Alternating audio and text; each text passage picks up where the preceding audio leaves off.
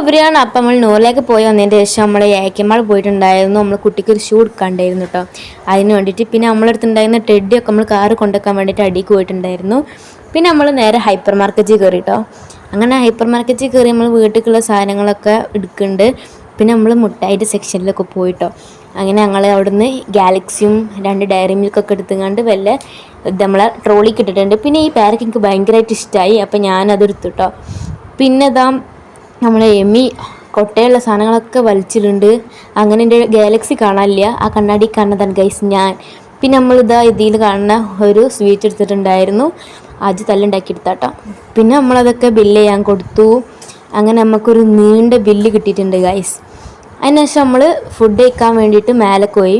അങ്ങനെ ഞങ്ങളവിടെ കയറിയതിൻ്റെ ശേഷം ഞങ്ങൾ വിചാരിച്ചു എന്നാൽ പിന്നെ നമുക്ക് സ്പഞ്ചിൽ പോയി കഴിക്കാമെന്ന്. അങ്ങനെ ചളിഞ്ഞ മുഖമായി അവിടുന്ന് ഞങ്ങൾ ഇറങ്ങിയിട്ടോ. പിന്നെ ഞങ്ങൾ സ്പഞ്ചിൽ പോയി. അപ്പോൾ ഇന്നത്രയേ ഉള്ളൂ. അപ്പോൾ ഓക്കേടാ.